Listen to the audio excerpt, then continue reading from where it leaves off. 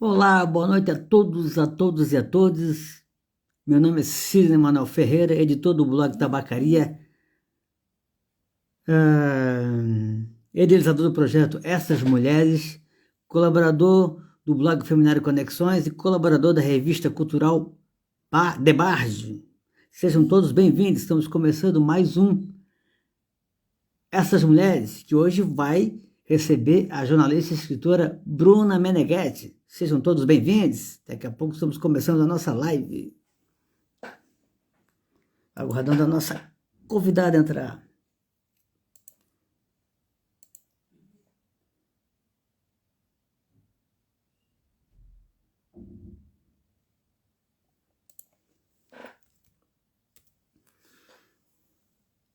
Aguardando a nossa super convidada entrar para mais uma live. Bruna Meneghetti, escritora e jornalista.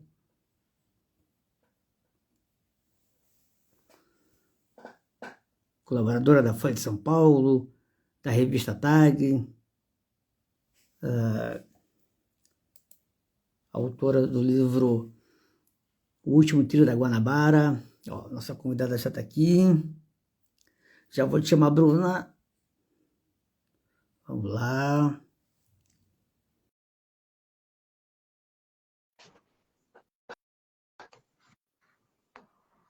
Olá, Olá, boa noite, Bruna. boa noite, tudo bem, Sidney? Tudo bem contigo? Tudo bem também? Tudo bom também? Tava ajustando aqui. Fica à vontade. Eu começo te agradecendo por ter aceito o meu convite. Uma honra recebê-la aqui nessas mulheres. Seja bem-vinda a essas mulheres, Bruna. Obrigada, Sidney. Eu que agradeço, uma honra também participar aqui. Obrigado, obrigado. Bruna, eu sempre quando eu começo minhas lives com meus convidados, quando são escritores, principalmente, leio alguma coisa que elas escreveram. Eu separei aqui trechos aqui de um conto seu aqui, eu gostaria de ler. Posso ler? Posso ter essa honra? Pode, claro, vixe. Pode ler sim. Então, obrigado. Eu separei aqui trecho do seu conto, aliás, um ótimo conto, O Homem Atrás da Porta. Eu separei um Ah, trecho para deixar o pessoal com água na boca e depois procurar, porque o é ótimo, delicioso, maravilhoso. O Homem Atrás obrigada. da Porta, o trecho que eu separei. No dia seguinte, acordei e olhei que estava tudo certo. Apenas o pequeno dedo não aparecia. Meu pijama era de mangas compridas, pois fazia muito frio naquela semana. Ainda com sono, eu tirei para tomar banho e, enquanto a água corria sobre mim, notei que não sentia ela escorrer em meu braço. Mais uma parte havia sumido. Desesperei-me, não porque fosse tratamento um problema, pois era possível ocultá-lo pela roupa, mas porque cada vez menos parecia uma alucinação. E o mais estranho era ver a mão, visível sem o dedinho, e com o braço invisível também. Todos os dias entrava em casa desesperado porque sabia que o amanhã iria chegar. Imaginava qual parte do corpo haveria de sumir. Às vezes eram partes próximas, como a mão e o dedo. Às vezes partes distantes, como o pé e a orelha. A outra mão não envolveu grandes questões, foi só dizer que ela também tinha sido ocupada pela alergia. Apesar do sumiço de não ser capaz mais de sentir, eu ainda tinha coordenação e podia movimentar os objetos como antes. Tal fato não atrapalhava minha eficácia e brilhantismo, dizia a mim. No entanto, a orelha me tirou o cargo de professor mais respeitado, colocando-me no palhaço quando apareci dando aula com um gorro gigante. Aí vai, o conto é maravilhoso, o Homem Atrás da Porta, quem quiser ler, corre atrás, lá no site da Bruna tá o conto lá todinho, é fantástico, parabéns, Bruno, um conto maravilhoso, assim, bem interessante, eu te confesso que, em certo ponto, até angustiante, lendo toda essa perda que ele vai tendo dos membros, mas é fantástico. Conto, parabéns. Um conto participou do prêmio Cataratas, né? Foi o oitavo E colocado. Muito legal. Parabéns, Bruna. obrigada, obrigada. É verdade, esse conto ele saiu nessa antologia do Prêmio Cataratas, que é um prêmio muito legal, inclusive. Costumava ter todo ano, eu acho que ainda tem, ainda existe esse concurso. Nem lembrava mais direito desse conto, para falar bem a verdade, que faz muito tempo que eu escrevi ele. Muito interessante ouvir de novo, assim, você recitar um trechinho.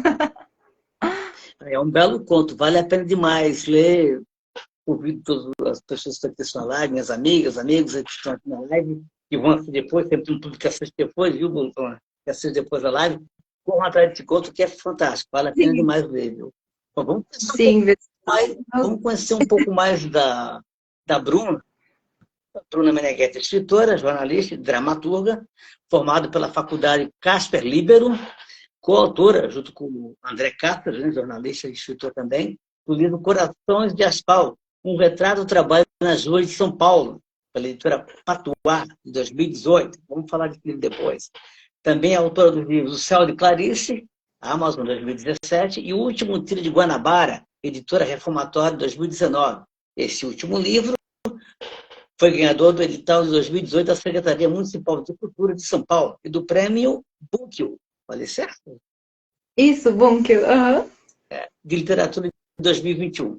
Atualmente é coladora do Jornal da Folha de São Paulo, aliás, saiu um texto na Folha de São Paulo no final de semana, né, Bruna? Foi, uma resenha, né? foi no final da semana retrasado, eu acho. Retrasado? Foi uma do Rafael Galo, do livro Dor Fantasma. Isso, Rafael Galo. Legal. Sim, venceu o prêmio. Parabéns. Nossa, muito bom o livro. Recomendo. Que legal, Bruna. Parabéns pelo seu trabalho na Folha. E também da revista TAG, locais em que ela escreve resenhas de livros e entrevista autores. Durante 6 anos, foi também colaborador do Cardano, aliás, do jornal O Estado de São Paulo, o Estadão. Ah, que legal, muito bacana o trabalho da Bruna. Bruna, você é paulista? Sou, nasci aqui, em São Paulo. Inclusive, estou aqui em São Paulo, por isso que eu falei aqui em São Paulo. Nasceu na capital, então, capital mesmo. Isso mesmo. Ah, que legal. É do pastel e caldo de cana também? Pois é. Com certeza. Obrigada pela apresentação, Sidney. Imagina. É um prazer falar aqui. Bom, Bruna, vamos começar aqui a falar.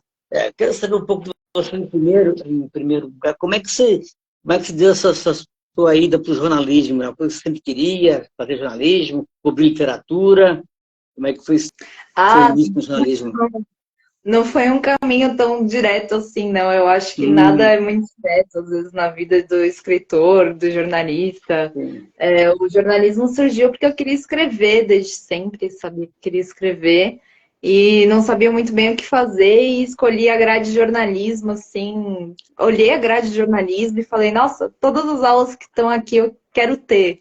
Foi basicamente assim que eu escolhi o curso, porque eu não sabia muito bem para onde ir, porque não tem faculdade para quem quer ser escritor, escritora. Então eu falei, pô, ou é letras ou jornalismo, alguma coisa assim. Pensei até em direito, mas foi quando eu olhei a grade que eu falei, nossa, eu quero estudar tudo isso. E fui, assim, basicamente. Mas a parte de crítica literária surgiu bem depois, assim, surgiu mais pro final da faculdade mesmo. Na verdade, eu diria que quando eu saí, que apareceu a oportunidade de escrever para o Estadão, né?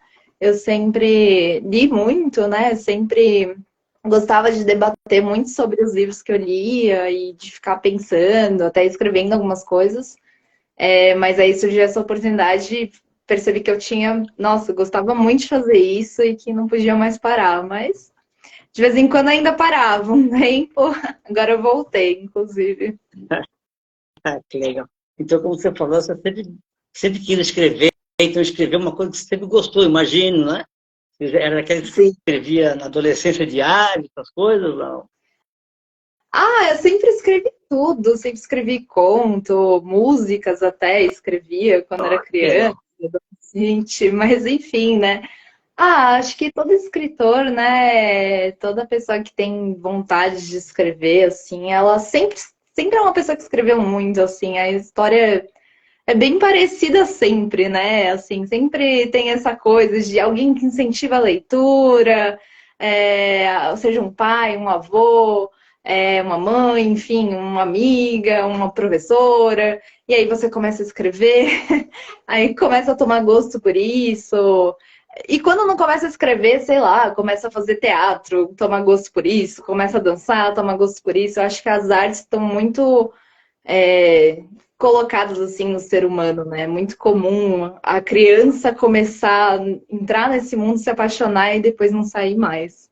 Que legal, que legal. Então, a literatura sempre fez parte da sua infância, tem muito contato com os livros, bem envolvida com literatura, não é, Bruna? Sim, sim, graças à minha mãe, minha família, assim, que minha mãe lia muito, inclusive faz tempo que ela não lê, eu tenho brigado para ela voltar. E inclusive tem até a Sônia aqui falando, né, que ela fez uma monografia com o primeiro livro infantil a bordo do meio ambiente, né? Que é bem isso, assim, o ambiente que você cresce, ele tem um fator ali para te estimular que é enorme, assim. E é muito comum que uma vez que você lê muito, a criança ela tem muito isso, né? O adolescente de querer desenvolver histórias, de querer contar histórias. Então, se ele tem uma familiaridade com isso, é natural que isso comece a ser desenvolvido, que isso comece a aparecer nessa pessoa, enfim. Mesmo que não vá dar em nada no futuro, mas às vezes dá em alguma coisa e a gente acaba decidindo que quer ser escritor e não sabe que faculdade fazer e por aí vai. Que legal, Bruna. O Magno Freze, que é escritor, é ator, dançarino, ele é paraense, mas mora em Manaus, tem grupo de teatro lá em Manaus, tem um livro que ele lançou recentemente com a irmã dele, a Beatriz Freitas, o livro Voz do Silêncio, tá na Amazon também, está lida para baixar. Os dois são dois irmãos muito talentosos lá do Pará. Ele até fez elogio aqui para você, quanto talento, quanta beleza, boa noite, obrigado pelo comentário, Magno. Ô, Bruno, a gente estava falando aqui de escrever quando era mais jovem, adolescência, infância. Me lembrei aqui de uma escritora que eu até já homenageei aqui no Essas Mulheres, uma escritora paraense, Eneida de Moraes, se eu não estou enganado o nome, mas Eneida de Moraes, e ela, da juventude, escrevia bastante também, né? E na escola, e na adolescência, assim, como ela escrevia muito bem, os colegas, às vezes eu lá pedir para ela, eu escrevo uma caixinha para eu mandar para o namorado, aquele rapaz que eu estou interessado e tal. E ela escrevia, só que ela fazia uma exigência. Vou escrever, mas tem que rolar alguma coisa para mim. Um chocolate, um mimosinho. Assim. A Neida, uma escritora esperta, então.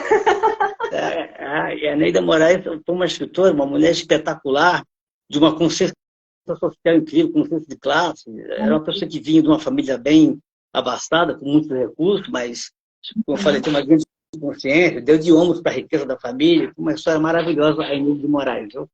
Bom, Bruna, falando aqui do seu primeiro livro, né, que é o Céu de Clarice, né? Você conta de uma história de uma mulher, uma moça, uma italiana, Clarice. Esse nome Clarice aqui tem uma homenagem a alguma pessoa? Não, Clarice Lispector, não? Ou essa impressão minha? Todo mundo me pergunta, sim, de certa forma foi influenciado, porque eu gosto da autora, mas tem muito mais a ver com o nome que eu sempre gostei. Enfim, é um livro que eu escrevi muito jovem, então até um filho um pouco renegado, né? Eu brinco que todo autor tem um filho um pouco renegado.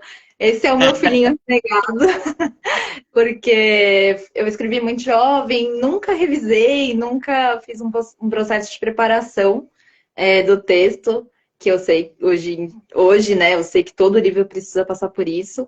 E, enfim, tá? Mas coloquei na Amazon, enfim, fiquei muitos anos escrevendo até eu não aguentar mais olhar para a cara dele. Aí joguei na Amazon e nunca mais voltei para olhar para ele.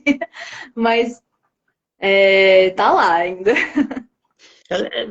É legal que é um romance histórico que passa em 1915, né? E Sim. a gente lê aqui no resumo do livro aqui que você fala, você traz personagens femininos fortes. Então, mesmo você no começo, escrevendo ainda, né? Ainda brilhando a sua escrita, mas você já traz essa ideia de trazer personagens femininas fortes, é muito bacana, né? Sim. Essa experiência de trabalhar com personagens fortes, assim.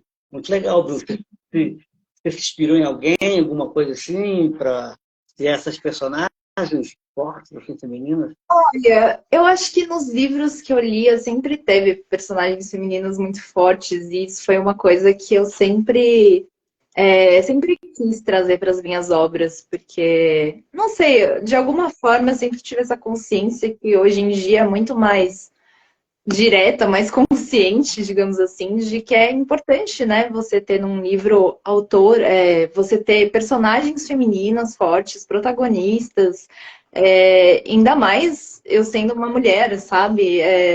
Então, e representatividade, né? Então, tem, enfim, o quanto é importante representar vários tipos de pessoas, mulher, homem, enfim, né?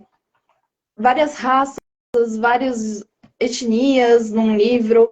E eu acho que eu já queria trazer um pouco disso no Céu de Clarice, e eu trouxe um pouco, sim. Então, é uma italiana que realmente ela vem para o Brasil porque ela herda a fábrica de tecidos do pai, que era a fábrica de tecidos do avô. E chegando aqui, ela se apaixona por um rapaz negro. E esse romance, obviamente, pela família dela, é muito mal visto, principalmente pela mãe dela. E ela, enfim, tenta buscar entender o que aconteceu com a fábrica. O pai dela morreu, inclusive, né? Por isso que ela é dessa fábrica que vem para o Brasil, só que o pai dela abandonou ela na Itália com a mãe dela, sozinhas, enfim. E aí, chegando aqui, ela tenta entender por que, que o pai dela fez isso, quais foram as razões, por que, que ele nunca voltou, enfim. E o que, que aconteceu com essa fábrica que era do avô, foi para o pai, agora está nas mãos dela, e que ela precisa aprender a gerenciar. Então, e estuda em 1915 até 1919, vai até a grande greve geral assim, que teve nas fábricas, né? Em São Paulo e também depois no Brasil. Então, vai até essa greve geral, mostrando o ponto de vista dos trabalhadores, enfim, o pessoal bem oprimido, as crianças que trabalhavam na fábrica, né, por 14 horas. Então, ela chega aqui com esse tipo de realidade, que era uma realidade que o pai e o avô dela toleravam, mas que ela não deseja tolerar, assim.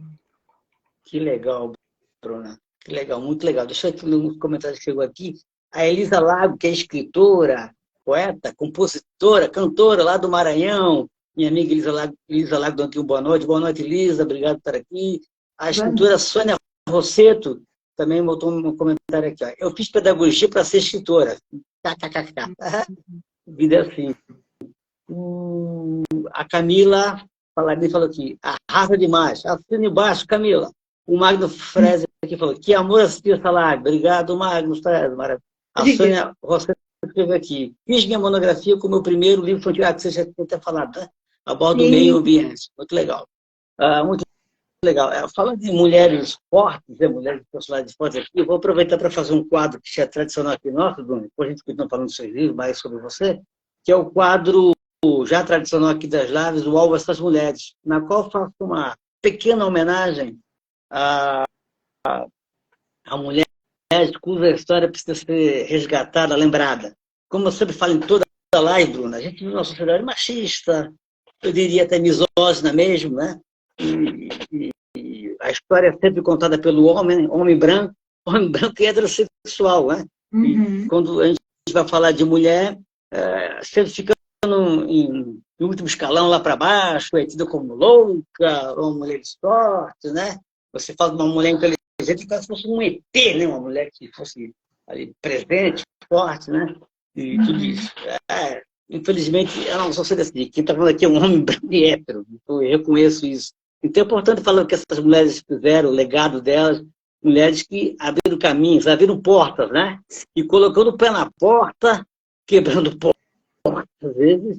Ou como disse a minha amiga Dora Lampa, escritora do Rio Grande do Sul, quando a porta fechada demais, entra pela janela mesmo. É isso, se abrindo caminhos, né? Eu comecei esse quadro com a minha conterrânea catarinense, Antonieta de Barros, que foi uma grande mulher, educadora, escritora, jornalista, política, a primeira deputada negra do Brasil, isso lá na década de 30. Aí passei por mulheres fantásticas, quase 120 mulheres homenageadas, passando por mulheres incríveis, assim, no prazer de falar, Pagu, Cecília Meirelles, Hilda Ilse, mulheres que foram líderes sindicais, como a Nessinha, lá de Rondônia, mulheres extraordinárias, Carolina Maria de Jesus, Leila Gonzalez, intelectual, enfim, mulheres extraordinárias que eu tive o prazer de falar, de todas as áreas. E É um prazer falar, um aprendizado para mim. Na semana passada, por exemplo, eu tive o prazer de falar da médica Ítala Silva, essa sergipana fantástica, uma mulher que lutou pela emancipação da mulher, lutou contra o analfabetismo, e na sua tese de doutorado em 1927, ela defendeu a educação sexual para as mulheres e o direito à necessidade do orgasmo para as mulheres. Olha que legal. Em 1927, a Ítala já veio com essa tese, uma coisa que a gente tem que defender sempre. Né? Hoje em dia parece que ainda tem gente que não entende isso, né? Que o prazer não é só do homem, é da mulher também, né, Bruna? Sim. É incrível, a gente tem que batalhar por isso ainda, para entender isso. Né? Muito legal a Ítala Silva, eu recomendo conhecer a história dela. E hoje eu vou ter o prazer de falar de outra mulher incrível, extraordinária. A mineira Francisca Senhorinha, que foi jornalista, escritora, professora, abolicionista, uma mulher que defendeu demais a emancipação da mulher, defendeu o direito à educação para a mulher, direito de ela cursar a universidade, direito de votar e ser votada, e isso no século XIX, veja vocês. Incrível, incrível. Francisca Senhorinha da Mota Diniz nasceu em São João del Rei. A data do nascimento dela não se tem certeza, imagina que ela nasceu em 1834. Deve ser, porque já tem registro dela como professora em 1854. Ela teria 20 anos, então 1854 deve ser por aí mesmo. E ela faleceu no Rio de Janeiro, aí dá para cravar que foi em 1910 mesmo, provavelmente dia 30 de outubro, no Rio de Janeiro. As filhas do Gertrudes Alves de Melo Ramos e de Eduardo Gonçalves de Mota Ramos. Lá na sua cidade, foi professora, cursou magistério, começou a dar aula lá, depois foi para a campanha, cidade do Minas Gerais. E lá ela casou com José Joaquim da Silva Diniz, que era um professor e também advogado, e também tinha um jornal, o Jornal Monarquista. Esse jornal, ele rodava uma tipografia que era dele mesmo, aproveitando em bala, a nossa querida Francisca Senhorinha também começou a escrever o jornal dela lá, o jornal semanário O Sexo Feminino. Entendi. Agora entendi por que ela começou, assim, não só por que ela começou, mas como ela conseguiu, né, publicar não o é jornal. Fácil, mulher, não é fácil, né? Legal que tinha lá a tipografia do homem, do marido, e o marido apoiou, ela conversou o marido de qualquer jeito que ia escrever, né? Foi que ela conseguiu, e lá na cidade ela também foi professora, teve uma escola lá, tá? E criou as filhas dela, sei lá, teve 3 filhas, né? A Elisa, a Amélia, Albertina e Elisa. E ela começou com esse jornal, como eu falei, O Sexo Feminino, tinha lá o subtítulo, semanal dedicado aos interesses da mulher. Tá? Que o primeiro número foi lançado no dia 7 de setembro de 1873. 7 de setembro, dia da independência, e de cara lá no texto da Francisca, ela já termina falando o seguinte: viva a independência do nosso sexo, viva a instrução da mulher, viva as jovens companheiras. Já dando o recado dela, como seria esse jornal, né? Exatamente tudo que ela defendia, as causas que ela defendia, né? A emancipação da mulher, a educação para a mulher não tinha que ficar submissa ao homem. E depois disso, em 1875, ela vai para o Rio de Janeiro. Vai para o Rio de Janeiro, não sabe o motivo da mudança para o Rio de Janeiro, mas foi para o Rio de Janeiro, então capital federal, né? E lá ela continuou com o seu jornal, né? O Sexo Feminista, e continuou normalmente até 1876, com as filhas ajudando, né? Uma traduzia texto do francês, uma escrevia do próprio jornal, chegou a escrever um romance pelo jornal, né? Enfim, a Albertina escreveu com a Francisca um livro, um romance, né? A Judia Raquel, que passa pela Turquia, Egito, Jerusalém, e sim, as filhas lá ajudando, né? E esse jornal ela começou a publicar lá em 1875 no Rio de Janeiro e foi até 1876. Abril de 1876, quando ela teve que parar, a família toda ficou doente, pegou febre amarela, então ela avisou: não vai dar, vamos tentar colocar o jornal mensalmente. Era semanal, mensalmente, para ver se a gente consegue dar, porque todos são iguais. Não deu certo, o jornal voltou em 1889, junho de 1889. Mas nesse período ela não ficou parada, não. Ela lançou muitos jornais, entre eles a Primavera e a Voz da Verdade, continuou escrevendo, sempre, não parou com as suas causas, não, sempre firme. Ainda montou escolas lá no Rio de Janeiro voltadas para mulheres, 2 escolas que eram administradas com as filhas. Ela não parava, Júlia, com as suas causas, que ela ia sempre em cima defendendo o que ela queria, né? E o jornal ficou, então, até em 1889, voltou em julho de 1889, aí 15 de novembro de 1889, proclamação da República, ela mudou o nome do jornal. Aí virou 15 de novembro do sexo feminino, o título que deu. Né? Uhum. E ela continua escrevendo, mantendo o seu ideal, os seus ideais. Teve outras mulheres colaborando com ela, entre elas a Júlia Lopes de Almeida, até já homenageei aqui nessas mulheres, como uma escritora super interessante, fantástica. Ela participou da idealização da Academia Brasileira de Letras.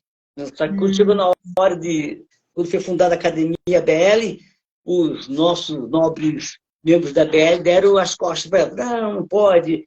A gente aqui é cópia, a gente obedece aqui, é espelho da Academia Francesa de Letras, e a gente segue tudinho. Lá não tem homem aqui também, lá não tem mulher, aqui também não vai ter mulher. Se eles não tomarem banho, lá a gente também não toma banho aqui. Então a gente vai obedecer o que eles querem, tá?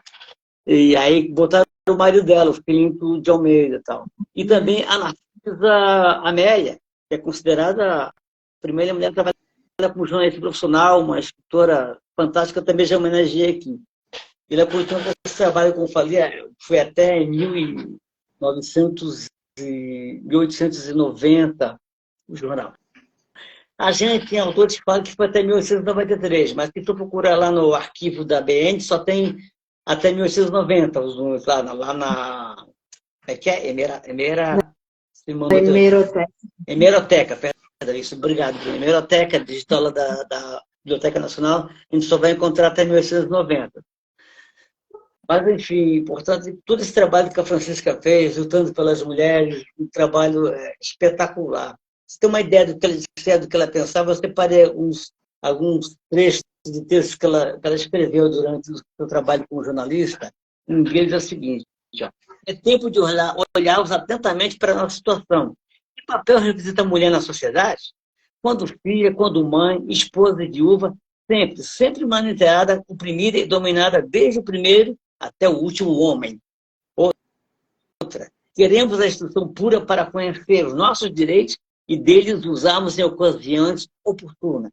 Outra, só que interessante, desejamos que os senhores do sexo forte saibam que se nos podem matar em suas leis, subir ao cadafalso, mesmo pelas ideias políticas que tivemos, também nos devem a justiça de igualdade de direitos, tocante ao direito de votar e de sermos votadas.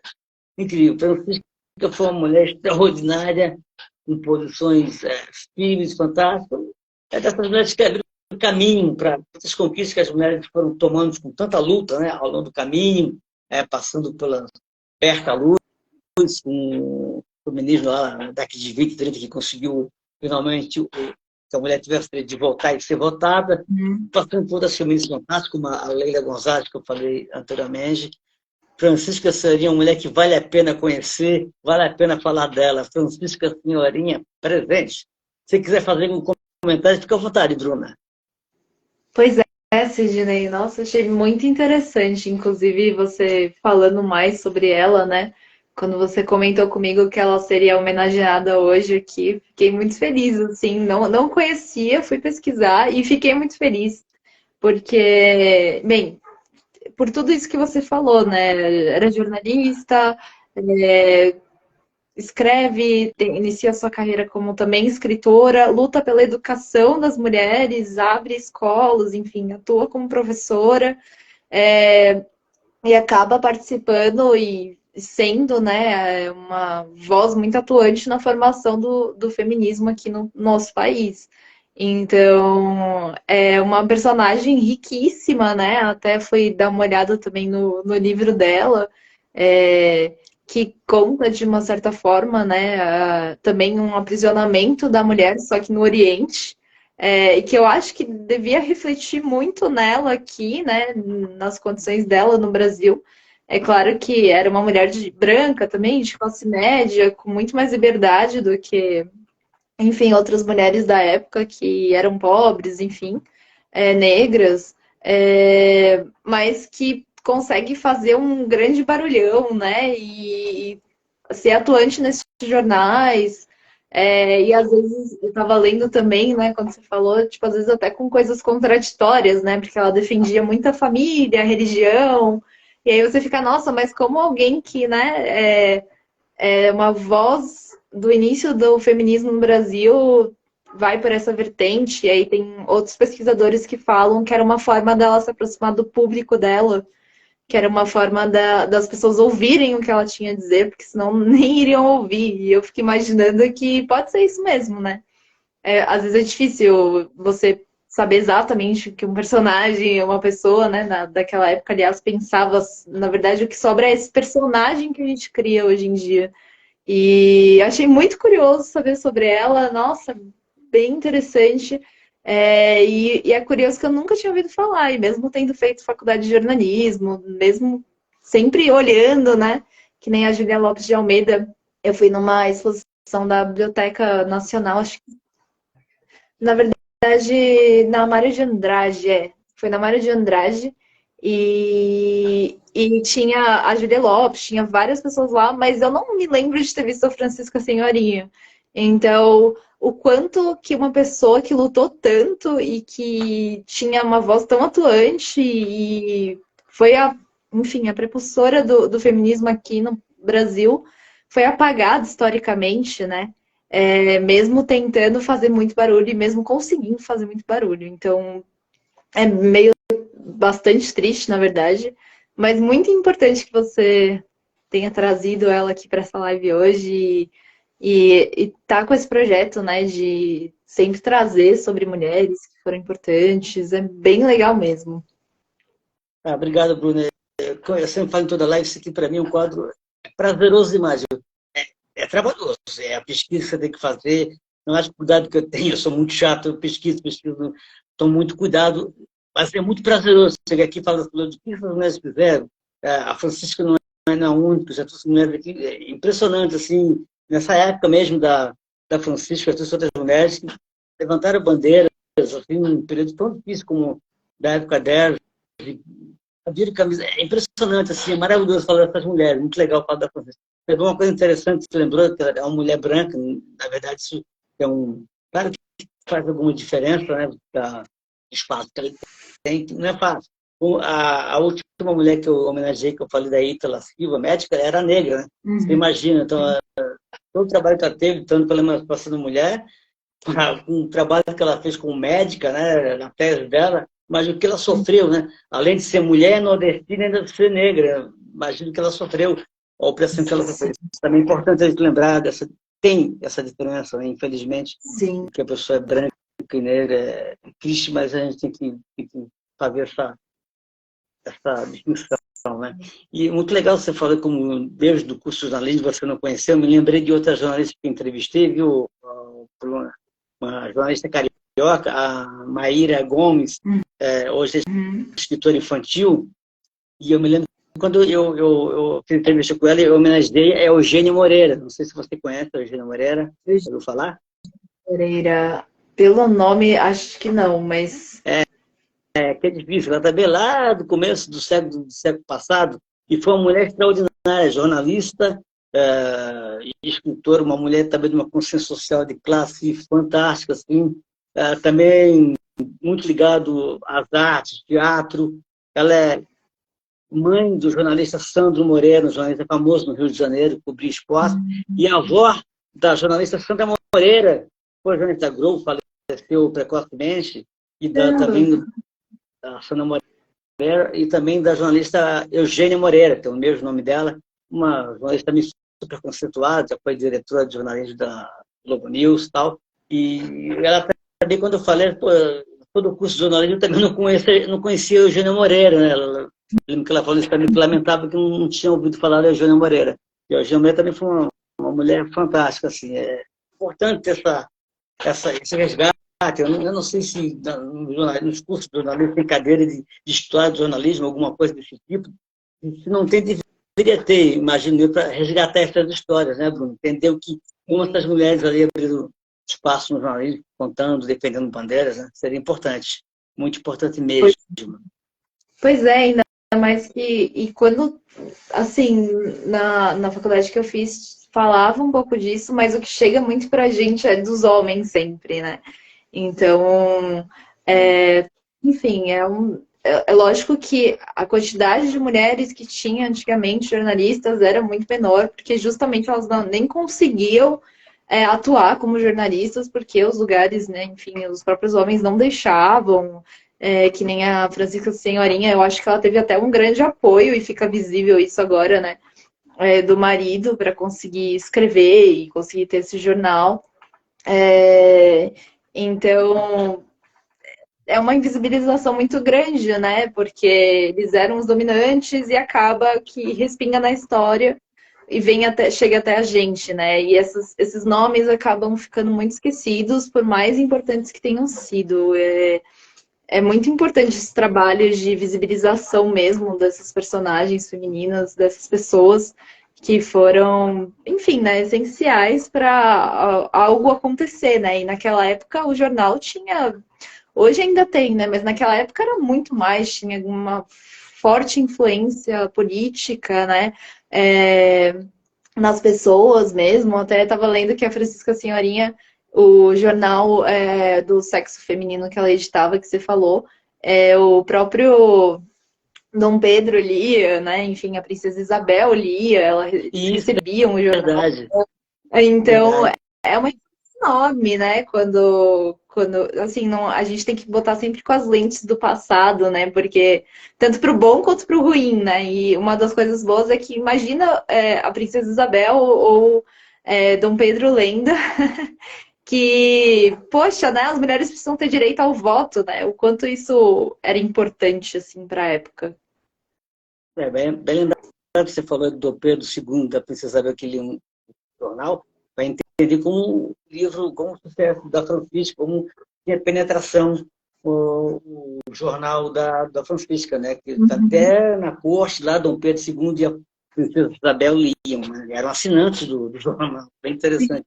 E ela defendendo, inclusive, a abolição da escravatura, né? A emancipação dos escravos, enfim. Então, sim, pode ter tido uma grande influência, né? Ah, sim, sim. Verdade. Verdade. Então para terminar aqui, a Bruna até me mandou hoje o link lá da Biblioteca Nacional com o jornal Sexo Feminino. Também me mandou também o link do livro Sim. de Raquel. Muito legal. Quem tiver interesse, pode falar comigo, que até mando o link, ou se for pesquisar, vale a pena correr atrás. Viu? Muito bacana. Muito bacana. Sim. Eu achei muito legal, porque ele é uma edição do Senado, né? Então ele é de graça, enfim, a gente não está contrabandeando nada aqui. Ele é distribuído de graça, enfim, para as pessoas, é um PDF. Chama até. Como é que é o nome? Mas também uma parte do Senado que faz só edições de escritoras, né? Que foram importantes, brasileiras também, bem interessante. Vou tentar achar aqui e eu falo para vocês. Ah, aqui, ó. Coleção Escritoras do Brasil, do Senado Federal. Que legal, Bruna, que legal. Só para terminar aqui, eu brinquei que os franceses não tomam banho, viu? Mas é mentira, os franceses tomam banho sim, viu? Me lembrei até de uma francesa que tem um canal no YouTube aqui chamado que ensina francês, e o nome do canal dela é Os Franceses Tomam Banho, para desmistificar essa história boba que eles não tomam banho. Continuando com a nossa conversa, Bruna, falando do seu segundo livro, lá em parceria com o André Páceres, né?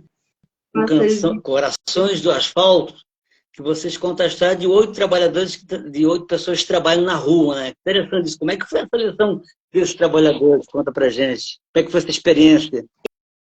Então, esse livro, ele surgiu, na verdade, do nosso TCC, né? E aí ele é jornalismo literário, então a gente conta as histórias dessas pessoas que trabalham nas ruas e sempre trabalhadores inusitados ou que não eram exatamente inusitados, mas faziam coisas inusitadas nos seus trabalhos. Então, tem, por exemplo, um cobrador de ônibus que ele ficou famoso por tirar algumas fotos, né, das ruas de São Paulo. Então, ele... e, ao mesmo tempo, a gente abordava, né, por exemplo, não só o perfil dessa pessoa, quem que ela era, enfim, no que ela acreditava, mas também algum tópico. Então, no cobrador de ônibus, a gente falava muito sobre essa profissão, né, do cobrador, que a gente não sabe até quando vai existir, que era para ter acabado já, segundo algumas leis, mas aí mudaram de ideia. E até hoje eles ainda estão aí, né? O livro saiu faz alguns anos e a profissão ainda existe, então o sindicato conseguiu mantê-la. E a gente vai abordando vários tópicos, né? Tem uma feirante, por exemplo, que a gente entrevista de produtos orgânicos, de uma feira de produtos orgânicos. Tem uma outra mulher, né, que a gente entrevista, que é uma trovadora urbana, então ela faz serenatas nas ruas de São Paulo e é uma trabalhadora das ruas, e que às vezes a gente não para pensar que essas pessoas também são pessoas que trabalham nas ruas. E foi muito bacana, né? E a caça desses personagens, jornalismo literário é uma coisa que eu sou apaixonada e que eu quero muito voltar ainda a fazer, sabe? Ainda quero muito voltar a escrever jornalismo literário, porque eu acho encantador. E hoje uma pessoa de grande expoência, né, que escreve nesse estilo é o Chico Feritti, que vocês devem conhecer. Então, é um gênero literário realmente muito bonito. Que legal, Bruno. Mas quando vocês foram para selecionar os trabalhadores, assim, vocês já tinham em mente o número de trabalhadores que vocês queriam? Ou não? Foi uma coisa que foi surgindo, se foi moldando para 8, fechou. E como é que vocês chegaram Então, nesses 8, assim, foram para a rua, eu falei, foram observar. Como é que foi? a gente já começou com alguns, né, que a gente já tinha em mente que a gente queria fazer esse perfil, e outros que a gente sabia que a gente ia encontrar pelo caminho, mas acho que foi muito pelo tamanho dos textos, né? Então a gente viu que, puxa, um perfil dava mais ou menos uma quantidade de páginas, então logo a gente ia precisar. E o segundo perfil também deu mais ou menos a mesma quantidade, então a gente ia precisar de uns 8 ali para fazer algo substancioso, né? Um TCC, enfim, substancioso que depois virou um livro. Que legal, Bruno, que legal, que legal. Você falou dos cobradores que ainda resistem aí em São Paulo, né? Estão ali Sim, ainda. Aqui em Santa Catarina, aqui na minha região aqui grande, Florianópolis, olha, coisa rara ver cobrador, viu? Aqui estão acabando mesmo, terminando. caramba. Mesmo. O pessoal está perdendo emprego, é E complicado. muito ligada ao sindicato, acho que da região, né? Aqui ainda se vê bastante, mas lógico que alguns ônibus já tiraram também, aí é mais motorista, mas enfim, né?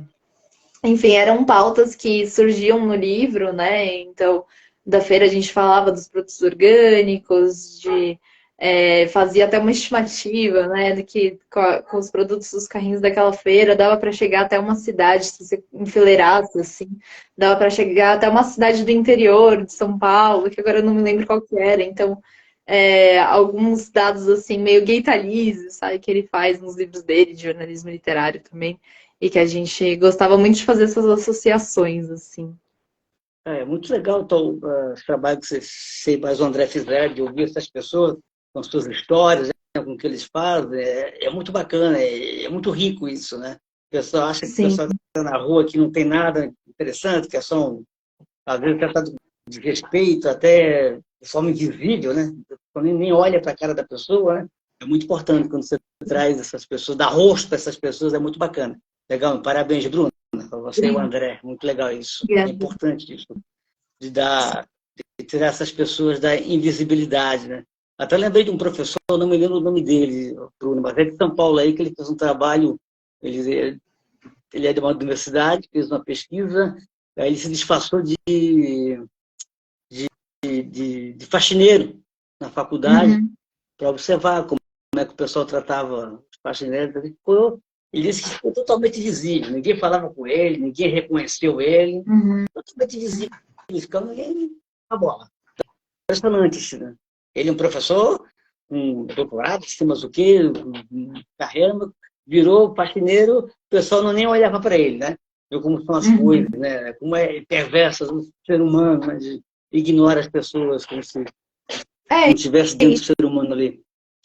Exatamente. E é exatamente por isso que vem a importância também de trabalhos como esse, de pesquisa, do jornalismo, da literatura, para justamente dar voz para essas pessoas, né? E de visibilizar elas, de quadros como esses, né? Eu acho que a gente está falando muito de visibilização aqui hoje. Então, que nem no livro Corações de Asfalto, a gente também entrevista um ex-morador de rua, né? Ele tinha estado, né, nessa situação de morar na rua, saiu dessa situação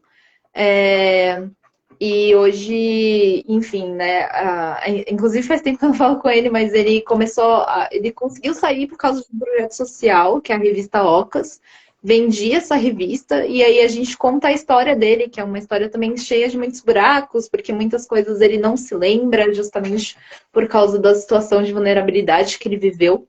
E é muito importante, né, para você olhar, e mudou muito meu olhar, por exemplo, né, com essas pessoas, porque às vezes a gente passa, olha e fala, nossa, uma pessoa em situação de rua, né, ok, e sabe, tem muita coisa ali que você não sabe, que você não conhece, por trás da história daquela pessoa, de por que ela tá ali, como ela chegou ali, a luta que talvez esteja sendo para ela sair, e a impossibilidade muitas vezes dela sair. Então, enfim, esses trabalhos assim que visibilizam as pessoas, que visibilizam principalmente as pessoas que não podem ter voz, são muito importantes, assim, na minha opinião. Sim, muito importante mesmo. Por isso que eu parabenizo o trabalho que você fez junto com o André, que é fantástico, sensacional, viu, Bruno? Parabéns. Obrigada. Bom, vamos falar aqui do Último Tiro da Guanabara, mais um romance histórico. Você gosta de romance histórico, Bruna? Eu gosto, Cid, né? Gosto bastante. Inclusive, tem um curso de ficções históricas em que eu abordo a origem do romance histórico, enfim, falo de contos, poemas históricos. O pessoal acha que às vezes ficção histórica é só romance, né? E não é exatamente isso. Tem todo um trabalho que pode ser feito usando a história e colocando ela na ficção. Então, eu tento sempre, de certa forma, fazer isso nas coisas que eu escrevo, assim. Olha que legal, Bruna. Você tem um curso, um curso de romance histórico, isso? Que É de ficções históricas, na bacana. verdade. Que legal. Esse curso você está dando em algum lugar ou é um curso que você está oferecendo, se a pessoa quiser? Como é que funciona?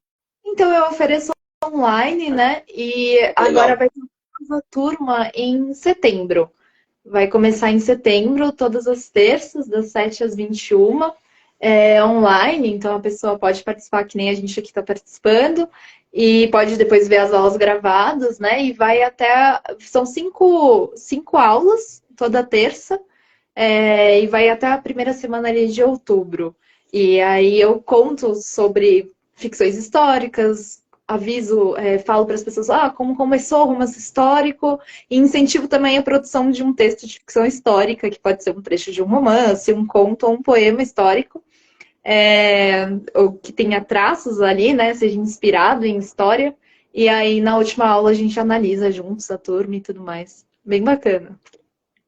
Legal, Bruna. Fantástico, maravilha. Recomendo aí todo mundo fazer esse curso. Bacana mesmo. Entre em contato. É só entrar em contato com você pelas redes sociais, pelo seu site. Sim, já tem no meu site, na verdade. Eu ainda não divulguei, mas já está lá disponível até para comprar.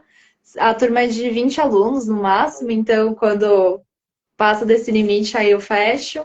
E todo ano eu costumo abrir, né? No último ano eu dei na Casa das Rosas, se não me engano. Foi na Casa das Rosas, ainda a gente foi online também. Mas esse ano eu voltei a dar por conta aqui, porque gosto muito, enfim, nem sempre tenho a oportunidade de oferecer em algum lugar. E aí eu volto a abrir a turma, enfim. Começou na pandemia, eu peguei gosto, e aí agora todo ano eu abro uma nova turma para esse curso. Que bacana, Bruna. Aproveite, curso com a Bruna. Vocês, Bruna, eu já estou percebendo que a Bruna é fantástica, é super simpática, imagina ter aula com ela. É muito aprendizado. Então, no último dia da Guanabara, você mistura a ficção com fatos reais, né? Você aborda lá o golpe que estava dando no nosso JK, você coloca até um vidente no meio. Conta para a gente como é que é essa história, como é que foi a elaboração desse livro. Esse é o último livro, né? 2019. Sim, é o último livro que eu fiz. Ah, tá até aqui, na verdade. Esse aqui. Ah, que legal. Eu ganhei um edital da Prefeitura de São Paulo para publicá-lo.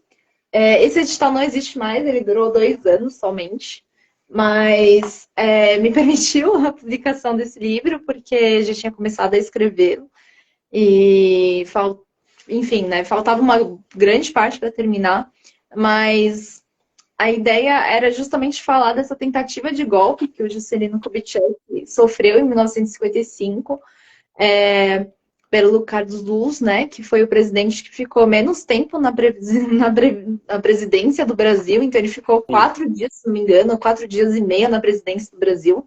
E pouca gente sabe dessa história, né, porque o JK assume, enfim, ele é bem sucedido, e pouca gente sabe do contragolpe que teve pelo ministro da Guerra na época, que era o general Lott, e que muitas pessoas que tentaram dar o golpe ali em 1955 e não conseguiram, elas voltam em 1964 e conseguem dar o golpe.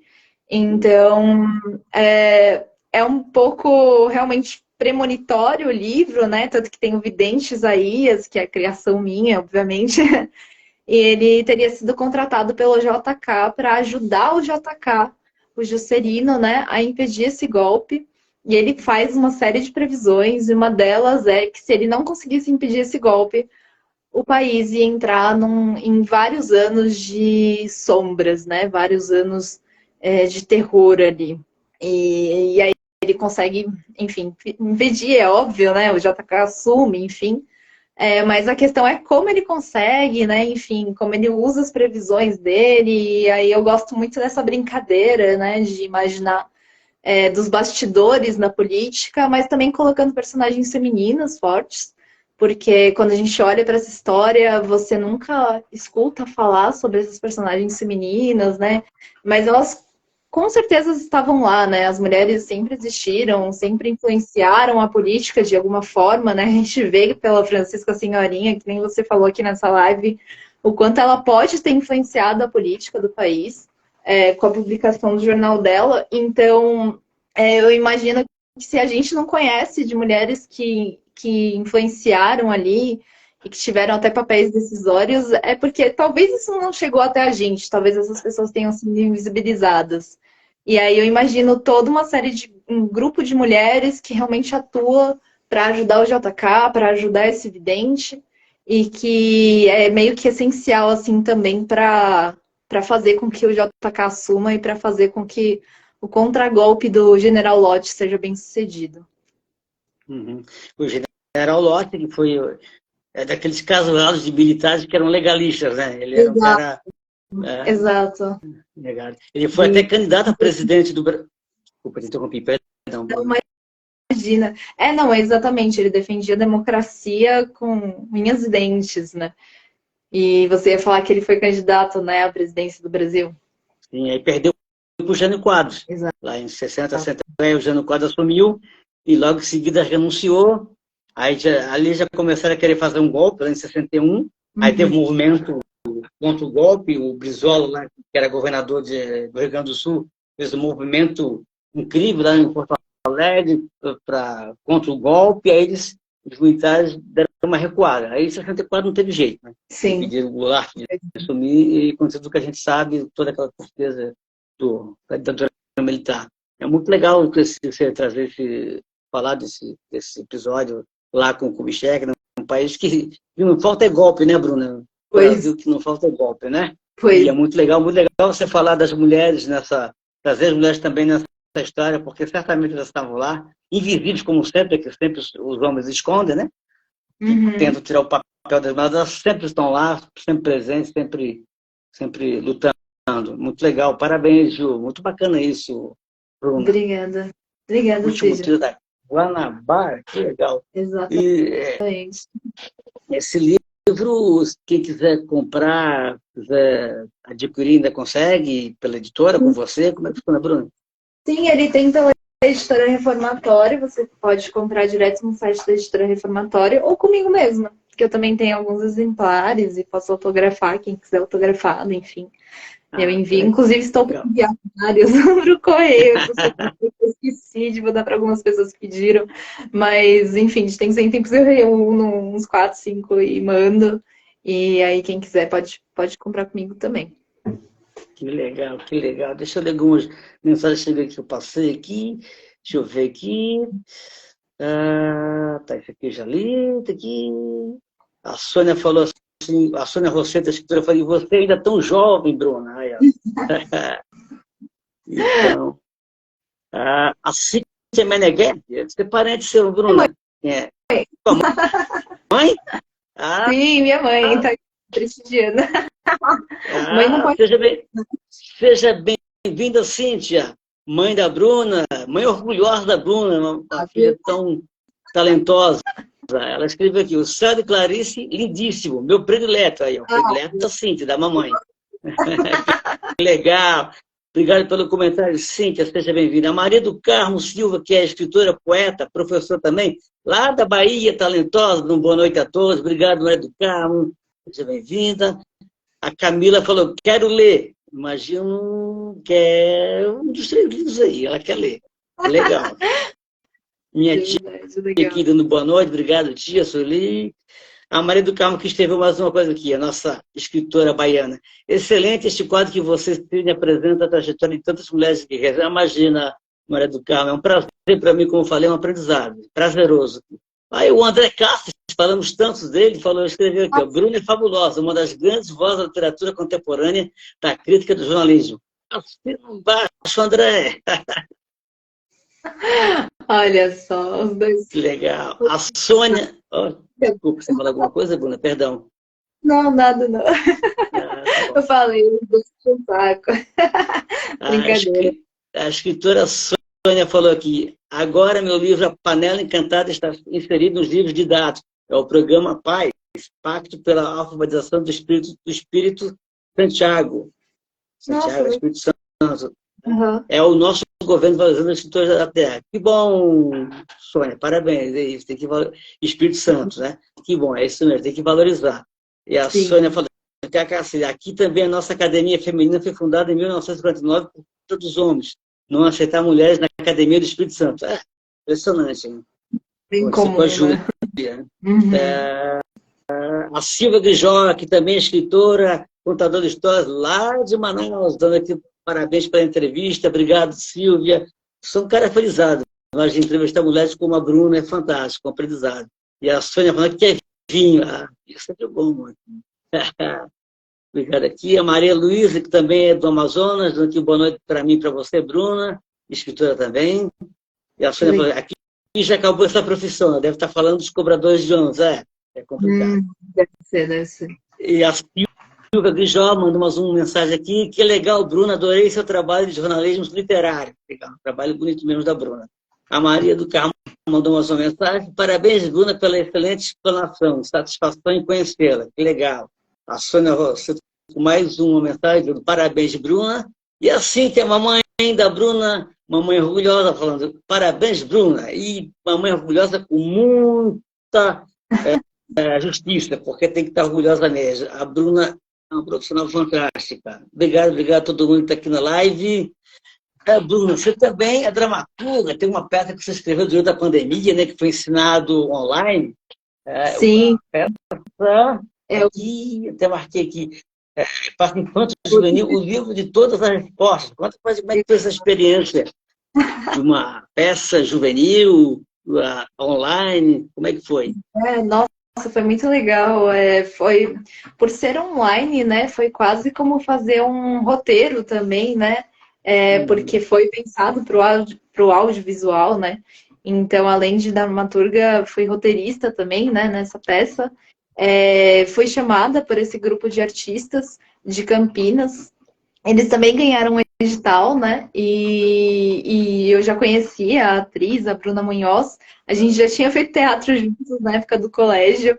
E ela lembrou de mim, que eu escrevia, e perguntou: você quer escrever, né? Seria uma peça infanto-juvenil e tudo mais. E eles estavam muito abertos a ideias e chegaram até com algumas ideias, né? Imaginando ali, lembrando muito do livro A História Sem Fim, né? Que também tem um filme, e falando que queriam algo mais ou menos nesse sentido. É, e foi muito legal participar, assim, porque eu acho que escrever para criança e para o público infanto-juvenil é muito difícil, né? E foi muito bacana, assim, que a primeira experiência justamente tenha sido no teatro, assim.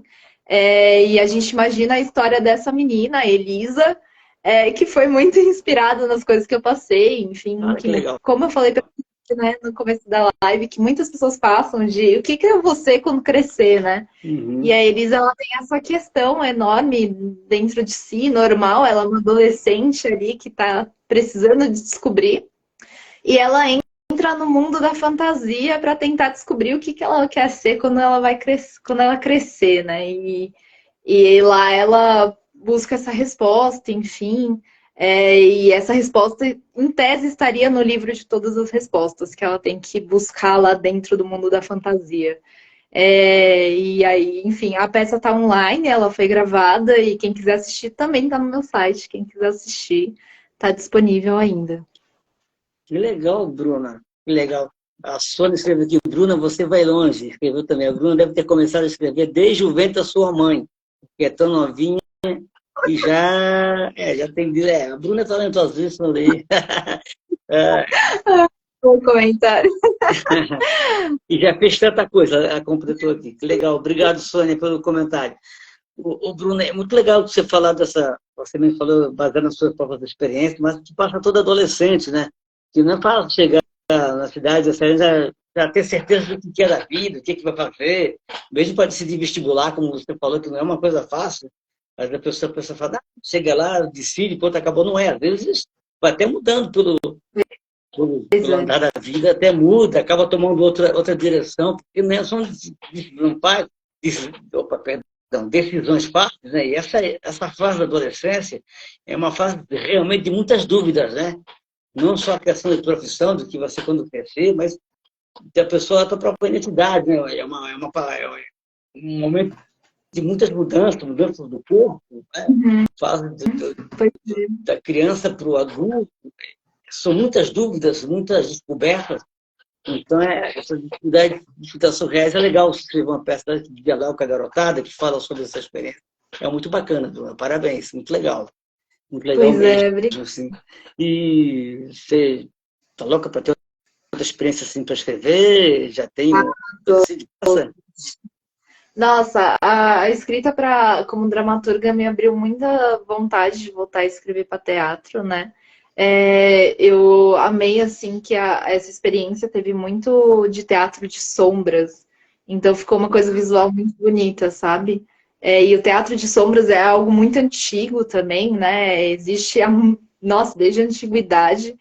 E eu fico muito pensando qual que vai ser a minha próxima peça. Eu já tenho 2 ideias na cabeça de coisas que eu quero escrever. Mas, por enquanto, eu estou focando em terminar o meu livro de contos. Dessa vez é um livro de contos. Legal. Sim, você até começou a live lendo, né, um continho meu. E é muito curioso, assim, porque você falou uma coisa até meio sombria. E eu acho que nesse livro de contos meu, agora tem essa coisa meio sombria também em muitos dos contos, mas também tem muito de ficção histórica, no sentido de que muita coisa que acontece ali é inspirada em coisas históricas que aconteceram, eventos do passado, tanto no Brasil quanto no mundo. Então, tem até aquela coisa que eu falo no meu curso de ficções históricas, que é basicamente, né, que você pode fazer ficção com qualquer coisa da história, assim, você não precisa necessariamente fazer um romance histórico, mas você pode usar a história para se inspirar nos seus textos, nas suas ficções, porque ela dá muitas inspirações, né? A história do mundo, do Brasil, principalmente, nossa, o Brasil é muito rica, né? E a partir disso, quanta coisa que você consegue elaborar, quanta coisa que você consegue, enfim, fazer uma certa menção indireta ali. Então, o próximo livro meu tem um pouco da ficção histórica, mas de uma forma meio indireta, que é nesse sentido, né, de ser eventos do passado que eu me inspirei, mas também essa coisa meio sombria. E eu tô tentando agora terminar o livro, que falta apenas, acho que 3 contos, para poder seguir para outros projetos. Mas faz um tempo que eu tô trabalhando nele. Ah, que legal saber seu livro de contos. Ele já tem título ou ainda não? Olha, eu acho um pouco difícil dar títulos. Por enquanto, ele se chama O Mundo do Infinitamente Pequeno. Mas ainda não sei se o título vai ser esse no final das contas. Mas, até porque é um título um pouco grande, mas. Que legal, Bruna. Que legal. A Sônia Rosseto está falando aqui que ela quer ir jantar, mas não consegue sair da live, porque a live está muito boa, tá a mão da live. Ó, Sônia, cuidado, não vai passar fome aí, por favor. Obrigado pela companhia, Sônia. E você falou aí do teatro, da experiência, quase escreveu no roteiro, como você falou. E você tem vontade, assim, já imaginou escrever no roteiro para o cinema? Alguma coisa assim? Já pensei, na verdade, sempre penso nisso, mas eu precisava primeiro estudar um pouco, né? Porque eu nunca estudei a teoria, assim, do roteiro. Mas eu acho que sim, se eu estudasse, se surgisse a oportunidade, eu escreveria. Já falaram pra mim que o último Tiro da Guanabara daria um ótimo filme ou série, porque ele tem elementos ali que são muito, enfim, algo visual também, né? Então, as próprias visões do Isaías, do vidente, né, do meu livro, são muito coloridas, cheias de número, isso num elemento, numa coisa visual ficaria muito bacana de trabalhar, por exemplo. Mas não sei ainda o que me reserva, assim. Eu gosto muito de trabalhar com vários formatos, né? Enfim, nesse próximo livro meu também tem poemas, brinco um pouquinho com poemas, mas não sou uma boa poeta, enfim. Mas arrisco ali um pouquinho, brinco um pouquinho com isso. Então eu gosto muito de arriscar, de brincar com diferentes formatos. Eu acho que as artes estão muito conectadas entre si, então o teatro, a dança, o canto, a música. Então eu tenho muito essa vontade de um dia escrever um musical, por exemplo. Porque eu acho que, enfim, tudo se relaciona. Não que eu faça bem tudo, né? Tipo, não dá, impossível, né? Alguém fazer bem tudo. Mas eu acho que essa vontade de unir as artes, às vezes, é muito importante no artista, mesmo que ele reconheça que precisa chamar outras pessoas para fazer parte desse projeto em conjunto. E no audiovisual isso é muito possível, né? Isso exige que várias pessoas trabalhem em conjunto. Então, sim, tenho essa vontade muito grande de um dia, se tivesse a oportunidade, trabalhar num roteiro com um grupo de pessoas, pensando em vários elementos, tanto visuais quanto sonoros, musicais, do movimento do corpo, enfim, coisas que podem ser passadas tanto pelo texto quanto pelo que você está vendo ali, né? E pelo que você está ouvindo. Que legal, Bruna. Que legal você falou disso do seu livro lá, o Último Tiro da Guanabara, né? Que tem muitas pessoas já falaram que podia ser adaptado para o cinema. Bacana aí, ó. Produtora de cinema, ou essas Netflix da vida, né? Netflix, HBO, por aí vai, esses filmes aí que ficam sempre procurando texto aí, ó. Vamos atrás da Bruna aí, não vamos perder tempo, viu? Corre que vale a pena, né, Bruna? Você está de braços abertos, né? Pode conversar. Sim, Vale a pena, sim. enquanto a Bruna escreve bem. A gente já vê aqui pelo conto dela, que escreve muito bem. Que legal, Bruna. E bacana essa ideia de querer escrever musicais, né? Tem muito teatro, bacana. Tudo isso só agrega e tenho certeza que você vai fazer muito sucesso, viu, Bruna? Parabéns. Obrigada, Bacana Sidney. mesmo. Só para não esquecer, a gente falou lá da sua peça, você falou o nome da atriz. Você poderia repetir o nome da atriz para a gente falar mais uma vez? É Bruna, você falou, né? Munhoz. Bruna Munhoz, né? Bruna Isso, Munhoz. Sua xará. Munhoz. Legal, Isso. legal. Parabéns, Bruna Munhoz. Muito bacana. Quem quiser Obrigada. acompanhar a peça, pode entrar lá no site da Bruna, que vai ver a peça. uma coisa falando aqui, olhando para o seu lado jornalista, Bruna. Hoje em dia, o jornalismo passa por uma repassão de algum tempo de transformações incríveis, né? Com o advento da internet, com o digital, a gente encontrar jornal de papel não é fácil, né? Aqui onde eu moro, por exemplo, o jornal de papel só tem um. Os outros que tem aqui é tudo digitais. São Paulo você ainda vai encontrar a Folha, né? O Estadão, assim, encontra ainda. Assim. Mas a coisa está muito voltada para o digital e a internet, até por causa da velocidade da informação da notícia, né? A coisa acontece na hora que já está sabendo pelo celular, pelo site, pelo computador, a coisa anda rápido assim, né?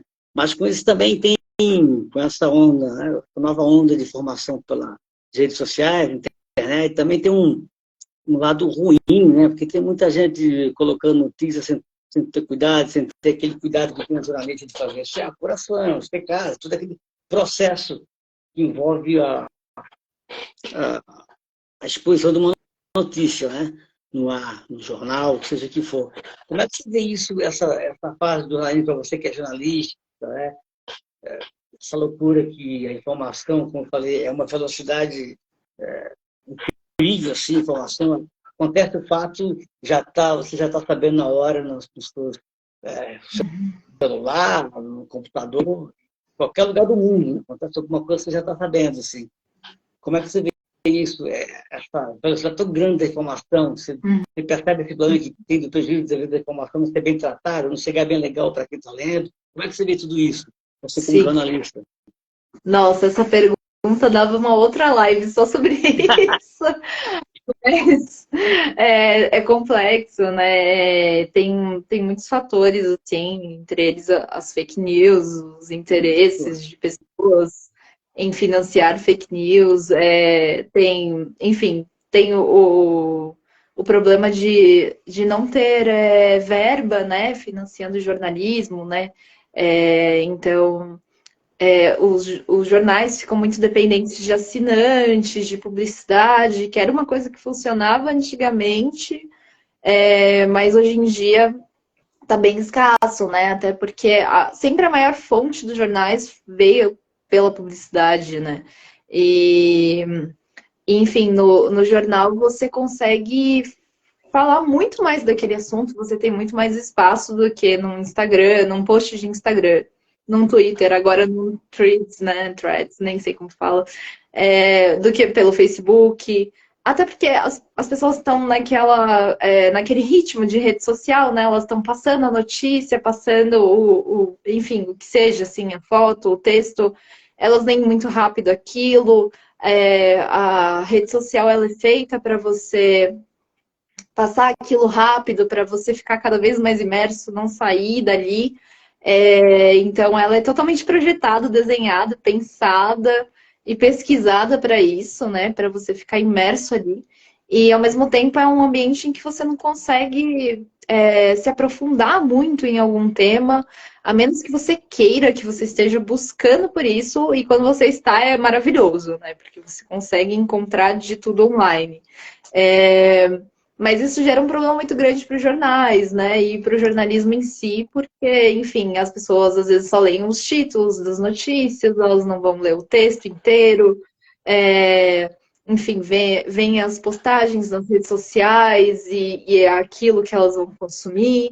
E ao mesmo tempo não tem essa verba por parte dos jornais para eles conseguirem, enfim, ter como pagar mais colaboradores, como pagar mais jornalistas para suas redações, por causa daquilo que eu falei, né? A publicidade agora está em outros lugares, ela está, por exemplo, no Instagram. Então não faz mais tanto sentido para algumas marcas anunciarem num Estadão, por exemplo, faz mais sentido elas anunciarem num Instagram específico daquele público que vai comprar aquele produto, né? Então, isso cria esse problema enorme, assim, que é a falta de dinheiro no jornal e no jornalismo, e que precisa ser muito revisto. E a forma como isso vai ser revisto e provavelmente resolvido é por meio de leis, por meio do governo, por meio de incentivos, para justamente esses lugares tomarem fôlego, né? E eu acredito que o governo deve sim ser muito mais atuante nesse sentido de financiar jornais, assim como de financiar escritores, de financiar obras de arte, porque é muito difícil, né? Se você ficar à mercê do capitalismo e deixando a coisa fluir sozinha, é muito difícil que isso por si só vá crescer sozinho e muito. E às vezes quando cresce é um exemplo ou dois, mas a gente precisa de muitos, assim, a gente precisa de muitos jornais, a gente precisa de muitos repórteres, muitos jornalistas, muitos escritores, muitos artistas, e para isso precisa ter dinheiro, porque essas pessoas precisam comer, elas precisam, enfim, né? Ter um tempo para produzir esse conteúdo, como você está fazendo, né? Por exemplo, você tem todo um tempo de você pesquisar para essa live, produzir o conteúdo que você traz aqui. E, enfim, tem pouquíssimos projetos, né? Por exemplo, de escrita a gente tem o PROAC, por exemplo, eu estou lembrando disso porque saiu hoje, inclusive, de literatura. E muitos poucos projetos que financiam a escrita do seu projeto, né? Então, a maioria dos prêmios você tem que chegar com o livro já pronto. Isso cria um empecilho muito grande para a maioria das pessoas, porque primeiro, para você chegar com o livro pronto, você precisa ter tido tempo para escrever, né? E isso que eu estou falando de um ponto de vista de uma mulher branca, enfim, da classe média. Então, imagina para quem mora na periferia, enfim, o quanto isso é muito mais complicado, muito mais problemático. E a mesma coisa acontece no jornalismo, sabe? Eu acho que são. Parece que não, mas são coisas que conversam muito entre si, sabe, Sidney? Esse desfalque, essa falta de olhar para a cultura, essa falta de olhar para o jornalismo, por parte da população e do governo, ela se reflete de um modo péssimo pra gente, sabe? Enquanto sociedade, assim, porque a sociedade perde muito. E um exemplo disso é justamente a Francisca Senhorinha, né? Que a gente estava falando na live. Então, olha o que essa mulher fez, tendo a possibilidade de publicar um jornal em que ela podia expor as suas ideias feministas, sabe? E o impacto que ela teve. Então, a sociedade perde muito, sabe? Quando isso não é financiado, quando isso não é, enfim, estimulado de alguma forma, sabe? Sim, verdade. Verdade, verdade mesmo. Eu vou dar uns recadinhos aqui, não acabou lá ainda, a gente tem umas duas outras perguntas para você, mas eu vou dar uns recadinhos aqui agora. Tá bom, dar uma descansadinha aí. Assim, eu quero primeiro agradecer a Luciana do Rossio, que é escritora, bailarina também, dançarina. Eu participei da semana passada, na última quinta-feira, do programa dela no Facebook, na rádio Amor e Vida, na rádio pela Facebook, programa Cultura com Luciana do Rossio. Foi muito legal, obrigado a Luciana pelo convite. A Luciana que vai estar aqui em breve aqui no Nossas Mulheres, como eu falei, ela é escritora, bailarina, dançarina, ela pesquisa muito sobre lendas, ela tem livros sobre lendas curitibanas, muito legal. Em breve ela vai estar aqui nessas mulheres. Obrigado, Luciana, pelo convite. Também quero falar que na próxima semana, no dia 24 de julho, segunda-feira, eu vou estar também dando entrevista para o programa Tribuna On, do Hélio Alves, baiano, lá do site Tribuna do Recôncavo, o site de notícias lá da Bahia, Salvador.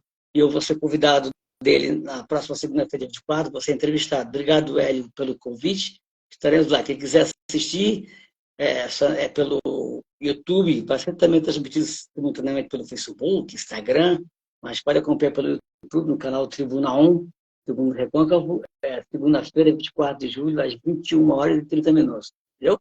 Vai ser bem legal. Na quarta-feira, vai ter o nosso encontro dessas mulheres. Na próxima semana não vai ser na terça, vai ser na quarta-feira.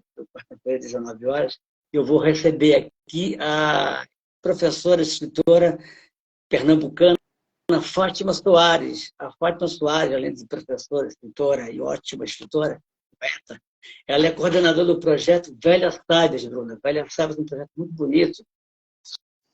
São livros, já está no terceiro volume, está em livro, em papel, mas também está em e-book. São livros que estão com pessoas que contam a história dos seus ancestrais. São pessoas que falam da mãe, da avó, ou pessoas que foram importantes para elas durante a vida. Às vezes a própria pessoa conta, tem pessoas de 87 anos contando a sua história, tem uma bisavó contando, dando depoimento para as bisnetas, muito bacana. E é um retrato muito legal, são histórias, muitas histórias são urgentes, viu? São trágicas, assim, muitas histórias impressionantes, de isso que a gente está falando da emancipação da mulher. É um documento, são relatos fantásticos, vale a pena ler, viu, Bruna? O Velha Sábia, se a Fátima Soares é a coordenadora, eu vou ter o prazer de conversar com ela na próxima semana, quarta-feira, não na terça dessa vez, na próxima vez, na quarta-feira, 26 de julho, às 19 horas, a Fátima Soares. Vai ser uma live que tem maravilhosa, viu? O Velha Sábia, eu recomendo muito, quem quiser, é só entrar no perfil do Velha Sábia, você consegue os e-books, se você quiser comprar o livro físico, os e-books dá para baixar de graça, se quiser pode entrar em contato comigo também, repasso, eles me autorizaram a repassar de graça para divulgar o projeto, e quem quiser depois dar uma contribuição, e vale a pena muito desgraçado. Como eu falei, são relatos incríveis que vale a pena, para entender bem, para quem na dúvida como esse país é complicado, é racista, é injusto, machista, o que essas mulheres passaram, que elas relatam lá, é impressionante, impressionante. Tudo que você imaginar, relacionamento tóxicos, um abandono do status, é incrível, vale a pena muito ler, viu? Fantástico. Eu quero falar também aqui da minha parceria com a Thelma Ventura, da editora Voz de Mulher. Não sei se você conhece a editora Voz de Mulher, Bruna. Um trabalho lindo da Thelma Ventura, que é também escritora, psicanalista, professora, um trabalho maravilhoso, publicando autoras. A editora Voz de Mulher que está numa fase muito legal, está vendendo livros nos 5 continentes. Muito bacana o trabalho da Thelma. Nós temos um projeto chamado Lê Faz Crescer, junto com a Thelma, que reúne textos publicados lá no meu blog Tabacaria, na seção Lê Faz Crescer, na qual convidei pessoas para dar depoimentos sobre suas experiências como leitores. Tem até um texto só também, viu, Bruna? Muito bacana. Então, a gente conseguiu reunir vários textos lá para esses e-books. A Thelma fez um trabalho lindo de edição. E quem quiser conhecer esses e-books, pode baixar lá no site da Editora Voz Mulher, editoravozmulher.com.br, vale a pena, viu? É de graça, é um material muito legal, vale a pena levar para as escolas, para ler, para a faculdade, é muito bacana. São experiências maravilhosas, viu? E aproveite para conhecer o trabalho da Editora Voz Mulher, o catálogo, que é um trabalho muito bonito da Thelma, viu? Assim como eu sempre recomendo aqui também de outras editoras que são comandadas por mulheres, viu? A editora Fêmeas, da Sandra Regina, que também é escritora, poeta, a editora Infinita, lá da Adriana Mairim, que é lá de Portugal, que é um trabalho legal divulgando os escritores brasileiros em Portugal e na Europa todo. Tem a editora Infinita aqui de Florianópolis, com a Lenita Fernandes, que é um trabalho maravilhoso. Tem a editora Litera Books, da minha amiga Luísa Novaes, que é um trabalho maravilhoso também. Tem a editora no Rio de Janeiro, a Tereza Mota, com a Ibis Livres. Enfim, são mulheres que estão trabalhando legal à frente. Tem a Vânia Clara, à frente da editora Sarasvati, aí de São Paulo. Então, são mulheres que estão um trabalho maravilhoso à frente da editora, que vale a pena ler, conhecer, e é bacana. Como eu sempre falo aqui também do Coletivo Luarados, que é um coletivo maravilhoso, viu, Bruna? Comandado pelas poetas Marta Cortesã e Patrícia Cacau, que eu, em mais de tempo, já estou com 3 e-books, são o terceiro e-book, cujo nome é Primeiro Tomo das Bruxas, do Ventre à Vida. É fantástico conhecer a história dos Luaradas, esses e-books, é muito legal de poesia. Vale a pena conhecer. Se entrar no perfil em Luaradas 2022, pode baixar de graça os e-books. Tem um blog que Conexões, que é comandado pela Marta Cortesã, que reúne várias escritoras com textos muito bacanas. Enfim, tem grandes mulheres. Tem a revista de Barra, do qual eu sou colaborador na área de marketing. Tem um trabalho muito legal, muito bacana para quem está iniciando, escrevendo. Pode publicar seus textos, muito bacana. Tem sorteio de livro também, muito legal. Tem as Conquistas, que é um coletivo de escritoras muito bacana. Tem Gisele Boom, Sabrina Dalbelo, Sandra Godinho, muito legal. Vale a pena. Então, mulheres falam, tem os grupos Mulherio das Letras, né? Tem o nacional, tem os regionais, tem um trabalho muito legal, interessante, como o Mulherio da Letra Ceará, que está lançando daqui a pouco um coletâneo também, é muito bacana. Vale a pena acompanhar o que essas mulheres fazem. Tem também a Silvia Schmidt, um trabalho legal que ela vai ler Mulherio, divulgando mulheres. Tem também a Daiana Pachim, que tem um trabalho legal, um podcast chamado Leitura de Ouvido, vale a pena acompanhar. Enfim, leiam mulheres, como eu sempre falo, cada vez que uma mulher escreve, uma algema do patriarcado se quebra. Então, é importante ler mulheres. Leiam bastante, vale a pena. A gente aprende muito, a gente amadurece muito lendo essas mulheres, viu? Tenho certeza disso, viu? Muito legal. Com certeza. Até Com lembrei. certeza, né? Oi? Nossa, sim. Até lembrei de duas iniciativas também, do Leia Mulheres, né, que é um clube de literatura também. E aqui em São Paulo tem a livraria que é só com autoras de mulheres, que é a Gato Sem Rabo. É uma livraria que foi, enfim, inaugurada acho que em 2021. E, então vale super a pena conhecer também, para quem estiver aí em São Paulo. Que legal, Bruna.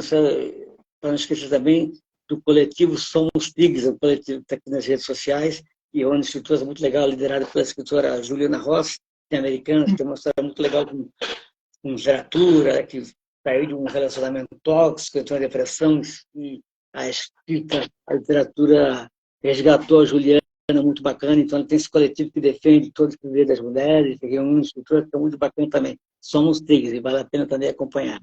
Enfim, Nossa, bom. Bruna, é bacana, né? Sempre bacana isso. Bom, vamos aqui para as perguntas que eu tinha para te fazer. Eu queria te perguntar uma coisa interessante. Você já teve vontade, assim, de tudo que você já leu, dos livros, dos autores, homens, escritores homens, que retratam personagens femininos, assim, deu aquela vontade de pensar assim, poxa, eu queria escrever esse livro para dar do ponto de vista da personagem feminina. Você teve essa vontade? Já pensou nisso? Deixa eu só ver se eu entendi a pergunta. Alguma história que é do ponto de vista masculino e escrever do ponto de vista feminino, é isso? Autores que escrevem autores. Bom, então, um exemplo aqui bem Machado de Assis, tem aquela história maravilhosa, que é o Dom Casmurro, né? Peitinho, Capitu. Você já imaginou alguém escrevendo o livro do ponto de vista da Capitu, por exemplo?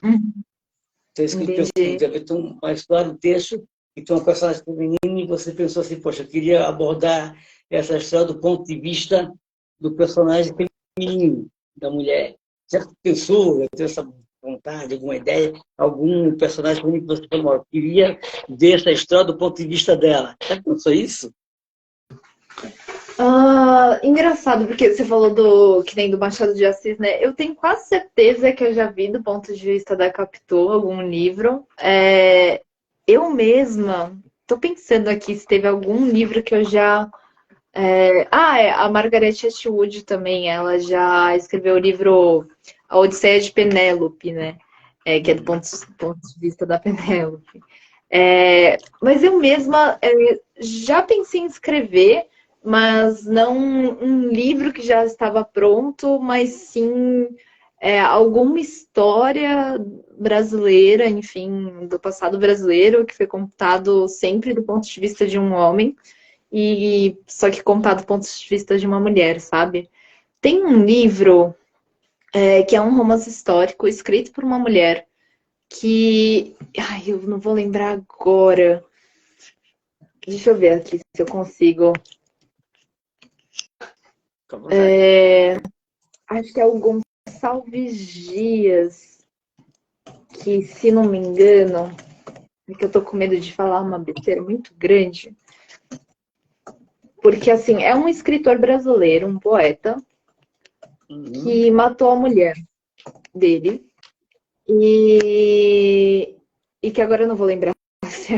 Eu não lembro, gente, desculpa, qual que é o nome do poeta. Mas que tem uma escritora maravilhosa, que eu também esqueci o nome, obviamente, mas que eu vou pegar aqui para depois falar para você e para vocês, né, na live, que escreveu do ponto de vista, sempre essa história era contada do ponto de vista do poeta brasileiro, e essa escritora conta a história do ponto de vista da mulher assassinada. É um livro que eu olho e falo, nossa, eu queria ter escrito esse livro, sabe? Porque olha como essa escritora teve essa visão, né? Para pegar esse personagem, que é um escritor famoso, e falar, não, eu vou contar do ponto de vista da mulher dele, que foi morta por ele, inclusive, né? E é um escritor até aclamado, inclusive, né, na literatura. Eu vou tentar achar aqui.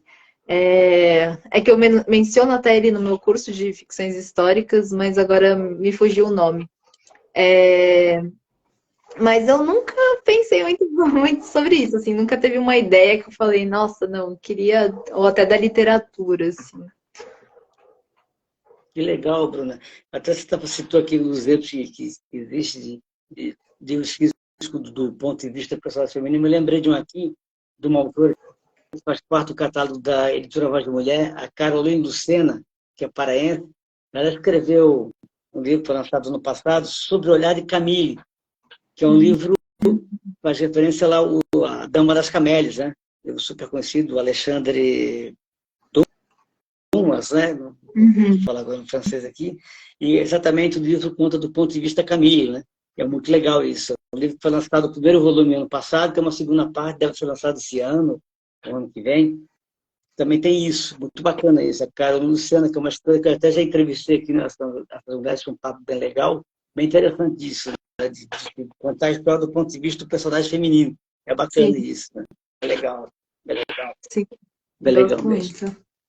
Bruna, falando aqui em literatura, nossa literatura aqui brasileira, nossa literatura tupiniquim, não é fácil ser escritor no nosso país, né? E escritora mais ainda, publicar, incentivos não são bons, é uma dificuldade, a gente trabalha dessas editoras pequenas, que ainda tem muita voz para essas escritoras, mas escritoras complicam mais ainda, não é fácil. Mas como é que você vê o cenário da literatura brasileira? A gente, com todas as dificuldades, a gente está conseguindo produzir, está conseguindo ter autores se destacando, você tem um olhar otimista para isso, apesar de toda essa dificuldade com a literatura, né, de publicar, você é otimista em relação aos caminhos da nossa literatura? Aham. Sim, acho que apesar de tudo, eu tenho um certo otimismo. Acho que é até difícil escrever aqui. Não escrever, escrever não é, enfim, exatamente o problema, desde que você tenha tempo, né? Que nem eu falei, mas de publicar aqui, é difícil publicar aqui se você não for minimamente otimista, sabe? Porque, enfim, o livro é difícil, né? Tipo, ele chegar em leitores. É um trabalho de formiga, que geralmente é feito ao longo de muitos anos. É, enfim, né? Alguns escritores podem sobressair, assim, mas às vezes é difícil isso acontecer.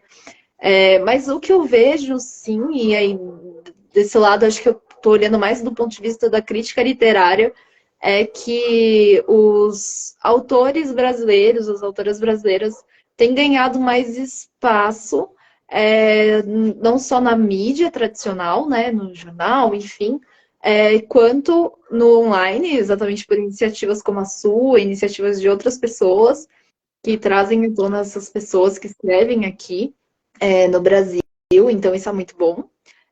O tempo todo a gente está conhecendo escritoras novos, enfim. E ao mesmo tempo eu vejo que algumas editoras têm começado a olhar mais para os escritores e as escritoras brasileiros. E muito disso se deve às editoras independentes que sempre apostaram nesses autores e nessas autoras. Então, no meio de tudo isso, desse mar de escritores, às vezes alguns são pensados e estão publicando por grandes editoras, por exemplo, que é um movimento que eu não via acontecer há uns anos atrás, assim, e se via era um ou outro, e agora eu percebo que isso tem se tornado corriqueiro, assim. Então, mais escritoras contemporâneas brasileiras estão publicando por editoras maiores, mas, enfim, estão ganhando mais visibilidade e, por consequência, estão chegando até os leitores que não liam muito os brasileiros, que liam mais, enfim, as pessoas que escrevem de lá de fora, principalmente dos Estados Unidos, Europa, enfim, né? Então, sim, eu vejo com um cenário otimista, mas ao mesmo tempo eu conheço todos os problemas que ainda existem, né? Então, precisamos incentivar mais, enfim, precisa ter uma publicidade ao redor do livro, para ele aparecer justamente para esse público, fugir dessa bolha nossa, né, de escritores que leem outros escritores e que, enfim, né, estão em alguns núcleos dentro das redes, então, incentivos governamentais, que nem eu falei, né, de editais, que incentivem a publicação, a premiação livros de novos autores, enfim, formas para que essas pessoas consigam, né, as pessoas que escrevem, consigam escrever, né, consigam publicar e tudo mais.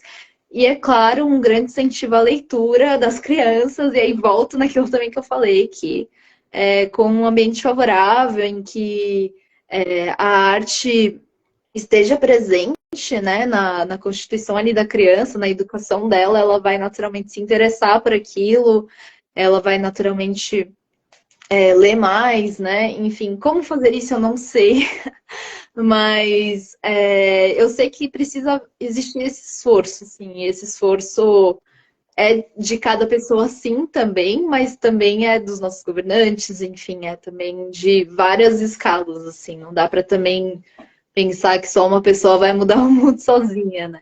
Então, eu vejo com otimismo o cenário, eu acho que melhorou sim um pouco, mas ainda tem muito para melhorar. Muito que melhorar. É importante quando você fala aí dos governantes que precisam ter iniciativas em prol disso, né? Tem gente que fala, vai querer financiar, dar incentivo para escritor. Não, tem que dar mesmo, porque a arte e a literatura se incluem nisso, é um direito de todo cidadão, de todo mundo.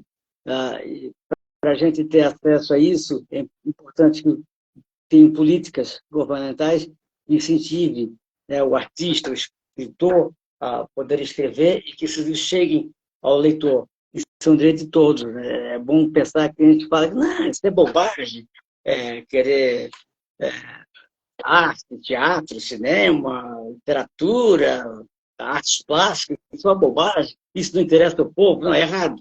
O povo tem direito não só a ter alimentação, saúde, educação, mas tem direito à arte também, seja literatura, seja cinema, seja teatro, seja cinema, porque a gente precisa pensar.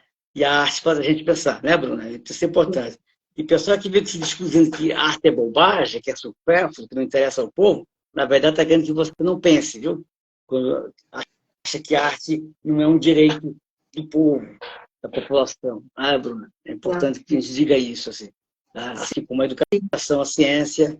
O pessoal que bate contra a ciência, contra a arte, porque não quer que você pense. Não é que está a favor de você, não. Você que está aí e acha que isso é bobagem, pensar em arte para o povo, pensar em ciência. Bruno?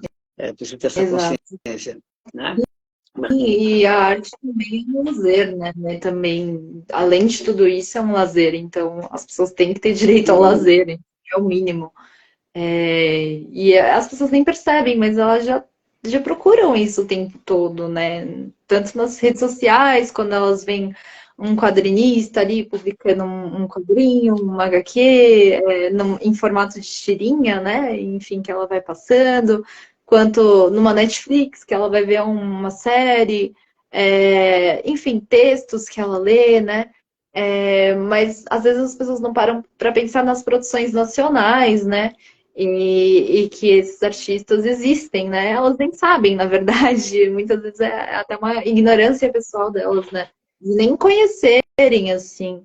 E por quê, né? Porque realmente não tem esse incentivo, não tem essa divulgação, enfim, não tem essa cultura, né, de procurar quem são os nossos artistas. Por exemplo, às vezes, antigamente acho que agora até parou isso, infelizmente, mas aquela cultura de vamos no cinema, vamos ver o que está passando no cinema, né? Que agora está um pouco mais para vamos ver o que está passando no streaming, enfim. Mas do mesmo modo como tinha essa mentalidade de vamos ver o que está passando no cinema, vamos ver o que está passando no teatro, né?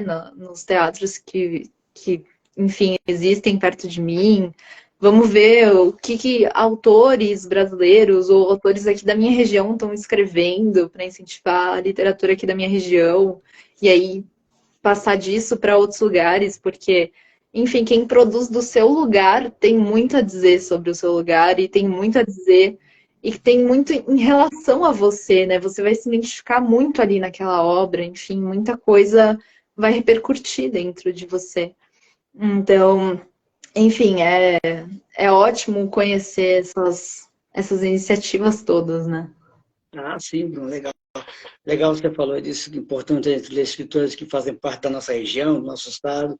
É importante que eles falam da nossa história, da nossa cultura é importante, é um resgate, vale demais ler, é importante dar espaço, dar atenção aos nossos escritores locais. Muito legal você falar isso da cultura local. Outra coisa bacana que você falou também do lazer, né? Que eu falei de arte, que é importante pensar, mas o lazer também é importante. O pessoal que também fala que lazer também é uma coisa boa. Tem um desses caras aqui que ficam vendendo fórmula mágica para ficar rico, que fala que lazer é uma bobagem. O cara tem que trabalhar 14 horas por dia, né? E fizer no registro 14, é uma bobagem total. O lazer faz parte também. O cara acha que não tem lazer, não tem nada disso, aí você é escravo, é outra coisa, né?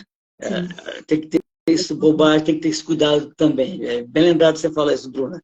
A gente fala de arte, é isso que a gente tem direito à educação, à alimentação, à saúde, à arte, para a gente pensar e a lazer. É isso mesmo. Né? Qualquer coisa que fala isso você é bobagem. Está querendo escravizar sua mente, que é alguém que diz que isso é bobagem, viu? Preste atenção.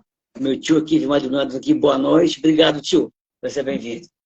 Bom, Bruna, vamos chegando na reta final da nossa live. Eu quero fazer agora a pergunta final, que já virou até um quadro aqui famoso aqui da live. A pergunta final é batom no espelho, viu? Tem esse nome aqui. Já está fazendo sucesso muito bacana. Eu quero que você se imagine agora no quarto, diante de um espelho, com batom. Você escolhe o batom da cor que você quiser, viu? Você, Bruna, jornalista, escritora talentosa, fantástica, com uma cabeça espetacular como a gente viu hoje. Que mensagem você deixaria para a gente nesse espelho que está à sua frente, no quarto, para a gente aqui do Essas Mulheres? Pode escolher a cor do batom, pode escrever o que você quiser, pode ser um poema, uma mensagem, um aviso, pode estar de bronca no apresentador, fica à vontade, faça o que você quiser, que você vai deixar escrito para a gente aí nesse espelho, com um batom. Eu acho que diante de tudo que a gente falou hoje, consumam arte brasileira, assim, em todos os seus aspectos, e principalmente a contemporânea. Desculpa, a mensagem ficou grande no espelho, né? Mas imagina um espelho enorme, assim, um espelho de dança, né? Que as pessoas usam em estúdios de dança para praticar, assim. E o batom enfim, uma cor talvez que não existe, mas que é uma cor que vai ficar gravada na alma de cada um, assim, que é impossível apagar, sabe? Da alma de cada um. Essa é a cor do batom. Que legal, Bruno, adorei a sua mensagem. Consuma a arte brasileira, né? A arte contemporânea, né? Como já viu a gente falando nas redes sociais, não leia só os mortos, leia também os vivos, né? Sim. A minha querida amiga Maria do Carmo, nossa poeta lá da Bahia, escreveu aqui: essencial e necessário resgatar a arte em sua diversidade, literária, musical, teatral e etc. Isso mesmo, Maria do Carmo, assina embaixo. A Camila fala aqui: amei a live. Obrigado, Camila, mas também estou dando uma comida maravilhosa aqui. A Camila é sua amiga, Bruna? Ela é uma amiga minha que, inclusive, ela cobre teatro. Inclusive, pessoal, ela tem um Instagram muito bacana de teatro, de cobertura teatral aqui. Se chama Sempre em Cena. É muito bacana, sigam ela, porque ela é ótima e ela sempre dá dicas de peças que estão rolando, inclusive peças acessíveis, baratas, musicais, enfim, produções de artistas brasileiros. E até produções de fora também que vêm para cá, enfim, ela é maravilhosa. Parabéns, Camila. Parabéns. Minha voz está um pouco... Obrigado, parabéns, Camila. Que legal o trabalho que você faz. Eu vou adorar te conhecer. Quem sabe eu marco uma live com você, se você quiser. Vai ser muito bacana. Vai ser muito legal conhecer o seu trabalho com teatro, viu, Camila? Parabéns. Muito legal conhecer pessoas de teatro. Eu tive o prazer de entrevistar pessoas aqui do teatro. Sempre foi uma conversa maravilhosa. Bom, Camila, a gente está chegando no final da nossa live. Primeiro, agradecer a todo mundo que assistiu a live. Para quem vai assistir depois, como eu te falei, Bruno, sempre tem um público que assiste depois. É muito legal isso. Agradeço demais. Muito legal ter vocês aqui na live. Sigam a Bruna. Acompanhem o trabalho da Bruna. Adquirem os vídeos da Bruna se puderem, porque a Bruna faz um trabalho maravilhoso, legal. Além de ser essa moça super simpática, é super competente, super dedicada, super profissional. Muito legal, viu? Então, acompanhem a Bruna. E quem está me conhecendo hoje, e se quiser me seguir nas redes sociais, vai ser um prazer tê-los em minha companhia aqui nas redes sociais, viu? Um prazer. Bruna, eu quero agradecer você. Obrigada. agradecer pela sua participação na live. Adorei mesmo te conhecer mais, conhecer o que você pensa. E feliz demais. Amei a live. Obrigado mesmo. Aprendi muito com você, Bruna, pode ter certeza. Sou mais velho que você, mas aprendi muito, pode ter certeza com você. Eu também. Sai de alma lavada, amadurecido, tenho certeza, viu? Obrigada, Sidney. Obrigada, pessoal. Desculpa, te interrompi, perdão. Obrigada, Sidney, pelo convite. Também aprendi muito com você e com a senhorita Francisca também. A história de vida dela é incrível. Enfim, foi muito bacana. Legal. A Camila daqui, obrigado, agradecer pelo que você falou dela aqui. Disse sim, imagino que pela live. Obrigado, Camila. Vamos entrar em contato. Ela deixou aqui o endereço dela, é sempre cena, que legal. Obrigado, Camila. E ela completou falando aqui, Bruna tem um trabalho incrível demais. Assina embaixo, Camila, tem mesmo. Então, Camila, agradecendo, brindando a você, Bruna, brindando a nossa manejada do dia, Francisca Senhorinha, uma mulher fantástica. Agradecendo a todos que estiveram aqui, todas as escritoras, viu? Muito obrigado a todo mundo aqui. Adorei todo mundo aqui. Bruna, obrigado, viu? Um brinde a você, a todo mundo. Obrigado pela sua presença, viu? Obrigado mesmo, de coração. Obrigada, Sidney. Obrigada, pessoal. E conte comigo. Sabe que você tem um amigo aqui, que você divulgar o seu trabalho, divulgar seu livro, sua peça, quiser fazer live, a gente está aqui, viu? Conte comigo, você tem um amigo aqui agora, viu? Obrigada, Sidney. Digo mesmo. Enfim, a gente tem que se apoiar, né? Tem uma amiga aqui também. Obrigada. Obrigado, Bruna. Sucesso para você, viu? Você merece. Obrigada. Um beijo para todo mundo. Até semana que vem. Obrigado. Tchau. Até semana que vem com mais um Essas Mulheres. Obrigado, Bruna. Tchau. Somente eu esqueci de dar uma informação, viu? Fica apressado, esqueci de dar uma informação. Perdão, Bruna. Essa live vai ficar gravada aqui no Instagram, viu? Quem quiser acessar depois. E se você quiser, eu posso mandar para você um link. Você pode baixar a live aí no seu feed, se você quiser. Tá? Legal. Tá bom? E também vai estar no YouTube, tá? A partir de quinta-feira, a partir das 10 da manhã, no canal Blog Tabacaria Essas Mulheres, que está começando o canal. Então, por enquanto, eu estou postando as lives que eu faço aqui, eu posto depois lá no YouTube. Depois, mais pra frente, vai ter algum material inédito por lá. Viu? Então, pode estar pelo YouTube na quinta-feira, a partir das 10 da manhã, viu? Obrigado, Bruna. Desculpe te interromper, já estava saindo. Agora sim, tchau. Até semana que vem. Beijos. Tchau. Obrigada, até mais. Tchau.